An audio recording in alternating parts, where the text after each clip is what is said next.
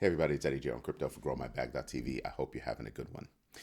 So we wake up this morning to actually a lot of news, and we'll touch on a little bit of news from last night's show as well. Argo Blockchain, they needed a $35 million bailout, so they got the loan, and guess what? They repaid it ahead of time. So that's very interesting. That means things must be looking good over there at Argo. So it might be time to do some research on Argo Blockchain. Bitcoin mining, the hash rate dropped by 8%. Hash rate dropped by 8%. So that's making a lot of people wonder if, Bitcoin miners can actually be profitable. So that's something to contemplate in a major fashion. A major fashion. Remember, a lot of these miners had gone through, not a lot, but a few of these miners had gone through major upgrades and growth, right? So I'm looking at, well, what's going on? So probably try to dive into that a little bit because it's kind of a big deal. Northwestern Mutual. Northwestern Mutual believes that we're headed toward a decline in this economy, right? And they've placed a $2.7 billion bet on that by purchasing 20-year Treasury bonds. Now that's a big deal. That's a very big deal. And the reason why is because they're saying that, hey, we're thinking a recession could be in the cards, because that's why you would buy those kinds of assets. So something that I'm definitely paying attention to, because like I said, they're anticipating a recession. And Northwestern Mutual is not a small company. It's not a young company either. It's not a young company. I think it's like over a century old or something like that. So yeah, paying attention. The DeFi Education Fund. So there was what people are referring to as a patent troll. And they snagged Compound and they snagged MakerDAO, right? In this whole legal battle. So the DeFi Education Fund finally put it to rest by purchasing the patents or the patent, and now they're going to make that patent available to everybody. Bold move.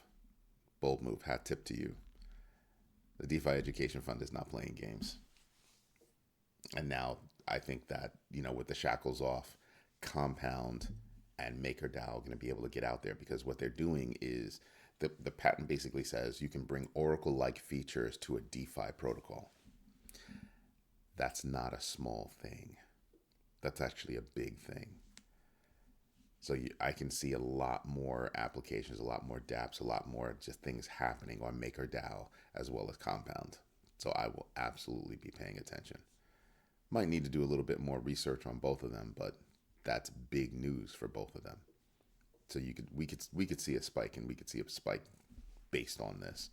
But remember, the whole market is down. The whole market is down. You have somebody out there dumping 5,000 Ethereum a day. I think that was the last count. It was 5,000 yesterday, I believe. Some whale just dumping. So, and it's an old whale. And to move the market like that, they're doing it out in the open, not OTC. So that's something to think about. That's something to contemplate. So right now, I think the crypto market is deflated. I think the downward pressure is temporary, because it's not going to be able to sustain.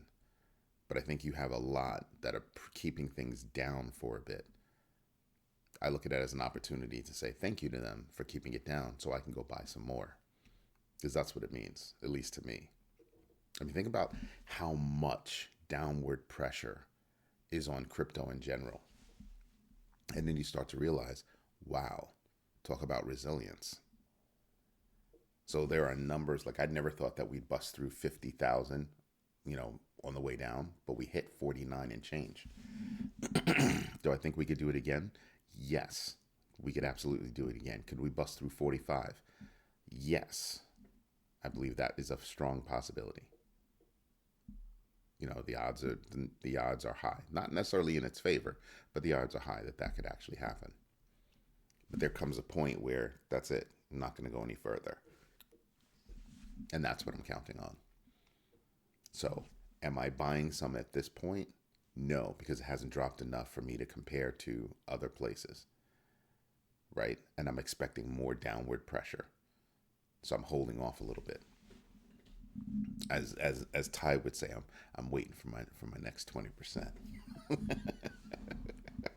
What? Just saying.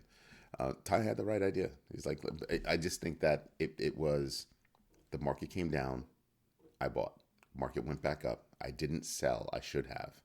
On my trading wallets, I should have sold. Then the market came down again, but not as far. Came about halfway. And now I'm like, I don't know that it's worth it for me to sell. Oh, excuse me. For me to buy. It's very early.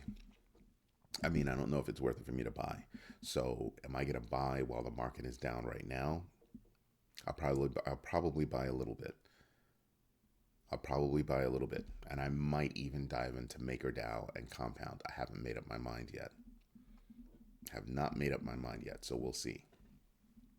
But there are definitely projects out there that are very interesting. Very, very interesting to me, right? Northwestern Mutual making that, $2.7 billion bet on a recession. Now, do I think that we'll actually hit a recession? I think technically we're in a recession right now. I'm not 100% sure, but I think so. There's that one, I know that there's at least one calculation that says we're in a recession. Do I think that even if we're not, do I think that we will hit one? Yeah, I do. I do think that we will hit a recession. I also think that it's a planned event. I think it'll be soft, meaning it won't be a deep recession. I think we'll skid a little bit, and come back out of it. And I think that could all happen this year. Now, wouldn't that be nuts?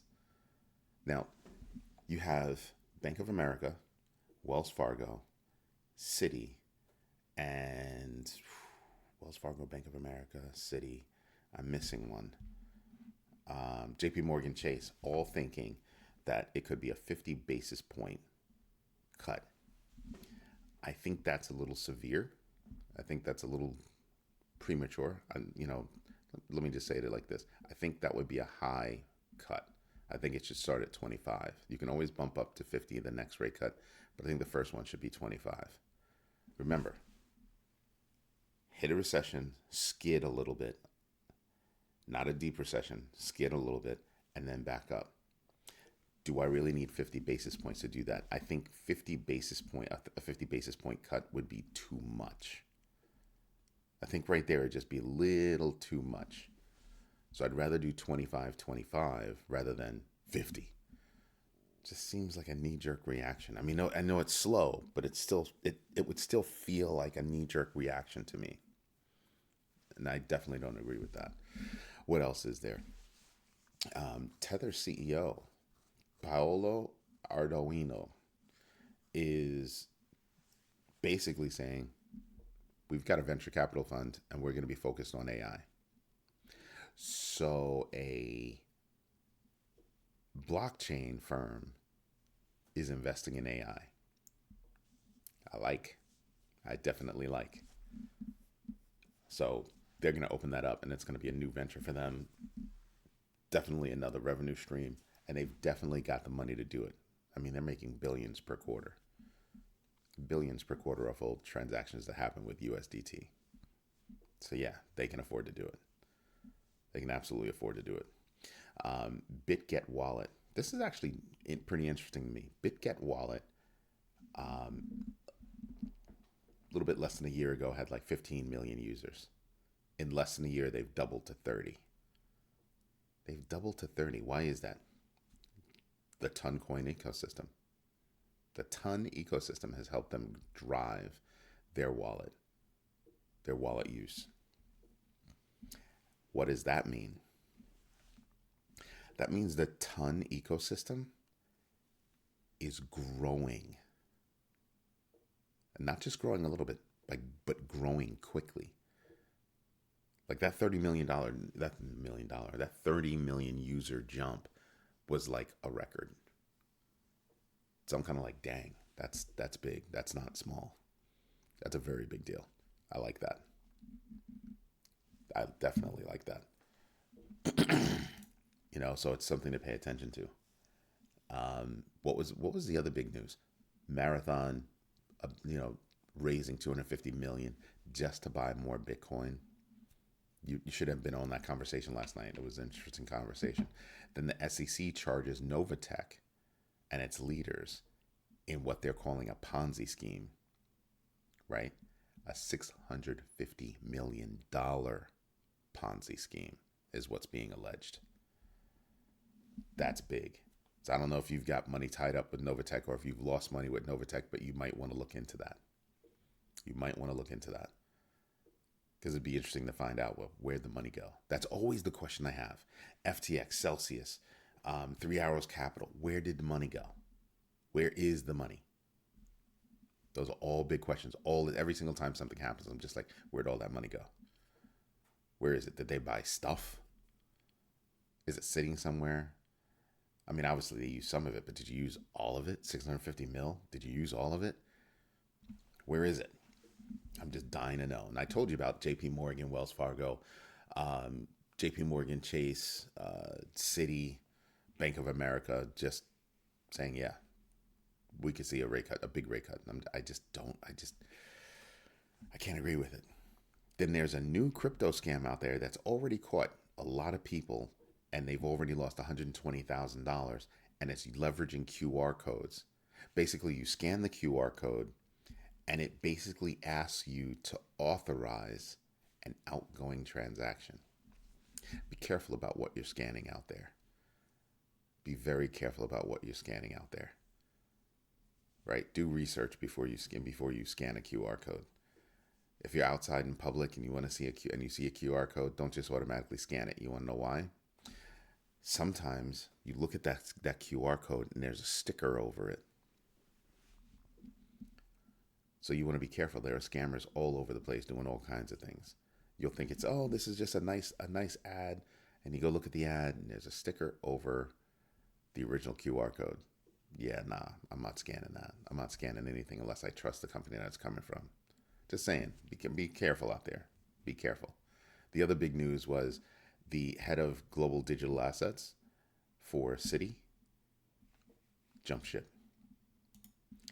He's looking for a job, or they are looking for a job in the crypto space. This person led tokenization for private banking over at Citi and did other things with regard to digital assets. That is a huge resource. Whatever blockchain company, whatever Web3 company can snatch that person up is going to learn a lot. And here's the other kicker. Being who that person is, I wouldn't be surprised that once they land somewhere, a lot of their staff wants to come with them. That's what happens. So I'm very interested in what's going on with that. Very interested. But I think today's research for me is going to be going deeper into Compound and MakerDAO. Now I've done research before on both of them and I found nothing wrong. The only albatross around their neck was, this lawsuit. Now that this lawsuit is gone, the albatross is, gone as well. The question becomes, do they move up even though the market is down? I don't think so. But does it mean that they are good to bank on? Aha.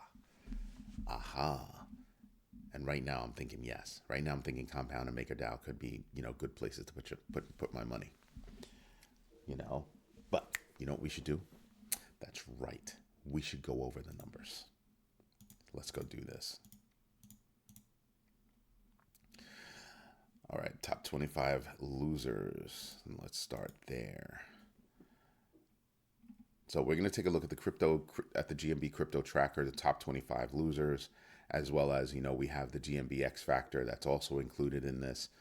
Let's take a look. Whose name am I paying attention to on the loser side? Cat in a Dog's World, I just thought was funny. I would never invest in it, but I thought it was funny. It's down 4%. But look at this number. Look at this. I have that 5% rule, and that's it. Everything is just lateral movement on the downside.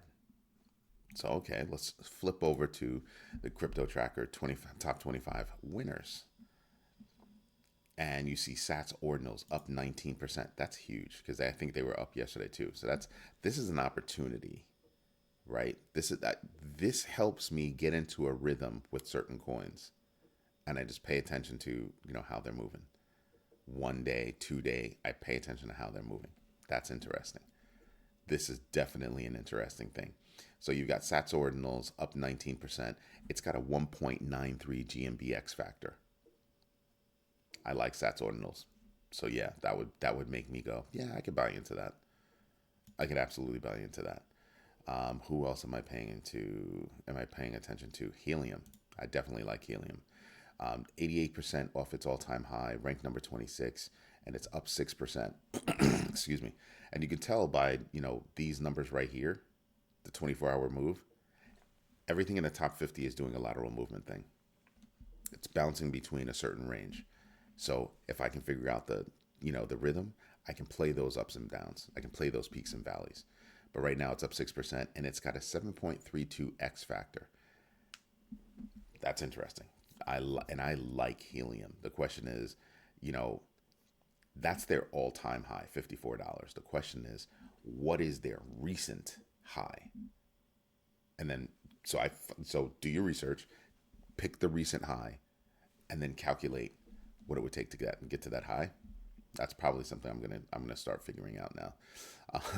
Sui is another one that I'm paying attention to. Not that I'm gonna buy into it because I don't need to, but it's in the top 50. You got to pay attention to them. It's up 6%. It's got a 1.21 GMBX factor. Yeah, I think they can do it. Aave, ranked number 55, up 5%. More lateral movement, 85% off its all-time high. It's got a 5.79 GMBX factor. Would I get into that? Yeah, I like Aave. Aave's got a lot going on. It's got more going on than the general public would actually realize. Look up Project Guardian. I would tell you to do that. Who else is on this list? Nobody else that I'm paying attention to, really. Yeah, nobody else I'm paying attention to. But that's interesting. All of that is interesting. So here is, remember, today we get core PPI or producer price index information. Tomorrow we get CPI, which is consumer price index. It's a big inflation week. These numbers could tell us whether or not we're going to get a 25 basis point move or a 50 basis point move. Now you know why I'm paying attention to it. Crypto fear and greed index is at 31. We seem to be living in fear and extreme fear over the past week or so. DeFi Llama, yeah, we're down to $89.781 billion in total value locked. Still not mad about it. And here we are with Bitcoin. Again, bouncing within, my blue band right here, which starts at 57,686 and goes all the way up to 63,719. And look how tight that is. This blue band is very tight. Very, very tight. Now you know why I'm paying attention to it. Now you know why. And that's a 200-day moving average at 62,263. Again, something I'm paying attention to. Right? We've got to get above that. Right now, you're looking at all kinds of things that are for sale. Bitcoin is on sale right now for 58,000. I mean, when I say I'm not buying anything, I mean I'm not stretching beyond my current slots, the current bags that I hold right now, right? I'm not stretching beyond that. My normal DCA will go on, but I'm not adding to that DCA. I'm not sprinkling in any dry powder. I told you I made an adjustment to my DCA strategy that would put a little bit extra weight on putting money into dry powder or assets into dry powder so I can react quickly when something else happens. But does that mean I'm not going to buy Bitcoin, Ethereum, BCH, BNB, even Cardano? On my latest purchase with Cardano, I'm break even. I'm a hair in in the black, a hair. To me, that's just break even. It's not enough it's not more than 5%. So to me, it's break even. Shiba Inu seems to be holding its own. Doge is up a little bit, but it's only at 10 cents. But it was just a little while ago that it was like 8 or 9 cents. Interesting. Link at $10. I can't tell you how much of a bargain basement sale I think that is. Stacks as well. I mean, just looking at all of the numbers, just looking around, I'm sitting back and I'm saying, to me, these are all opportunities for me to go buy something. And so this is when I start, because there are so many things that I want to buy. This is when I start looking at that GMBX factor and start thinking about, do I think it's going to make it? Because I just get into a deer in the headlights look, not because of fear, but because there's so much that I get. It's like a kid in a candy store. Which one do I buy? That's the issue. If I want to look at the big board and look at the numbers straight up, this is what we're seeing. I mean, when was the last time you saw? I mean, we saw it. I think we saw single digits before for Ethereum year to date. It's hurting. It's definitely hurting. XRP is now still solidly, in the negative for year to date. Toncoin is still up. Over the past 7 days, 15.5%. Holy schmoly. I'm telling you, it's something we have to pay attention to. I mean, it's a far cry from an XRP in terms of market cap. And it's going back and forth with Dogecoin. But you've got to pay attention to Toncoin and what's going on over there. And I think it's only going to grow. I really do think Toncoin is only going to grow. And here's something else that people don't realize all too much. Toncoin is a layer 1, not a layer 2. It's a layer 1. Just saying. Something to pay attention to. Cardano is not doing all too well. Look at that year-to-date number, 43.75. And now, I want you to think about this. At 43.75, if you were to buy something now, and it just got back to its year-to-date number, its year-to-date high, you'd be making money. You'd be making money. But I know people right now, they just buy Cardano and stake it. Just buy Cardano and stake it. It's not a bad move. It's not a bad move if that's what you want to do. You're going to make more money staking Cardano than you will having it in your bank account. Just saying, it's kind of a big deal. I'm looking at Bitcoin Cash and I'm like, oh, that looks so delicious to me. Look at that, up 33%. I just want you to look up and down to see who's doing better than Bitcoin. Bitcoin's giving back 39.25. Call it 40%, right? So BNB chain better, Solana better, Toncoin better. Not many. Pepe way better, obviously. Who else? You've got to go far. You've got to go real far. Dog with hat, way better. Now, here's something for me to contemplate. Do I think Dog with hat can do better from here? Over the past 7 days, it's up 20%. 7 days ago, if you'd have bought some Dog with hat, you'd be up 20% right now on your money. Now, the question is, do I think it can do it again from right here? Same thing for Pepe. Do I think he can do it again from right here? Bonk, doing better. Do I think Bonk can do the same thing? I mean, over the past, it's red. It's red all the way through. You got to go all the way back to the year to date to be able to see some green, right? But do I think it can do better this year? Those are the calculations that I'm making. This is why we have the GMBX factor. It's kind of a big deal. Anyway, this is Eddie J on Crypto for GrowMyBag.tv. I hope you like what I'm doing. If you do, hit the like button, subscribe to the channel, and if you can, become a member. Why? Because members get benefits. Also, go ahead and join GrowMyBag.tv. Do you know we drop like about, 20 or so articles a day? Crypto, stocks, bonds, all that stuff. 20 articles a day, give or take. That's a lot of news. That's a lot of news. Anyway, I hope you like what I'm doing. See you tonight, 8 p.m. Eastern Standard Time, YouTube. Have a good one. Bye-bye.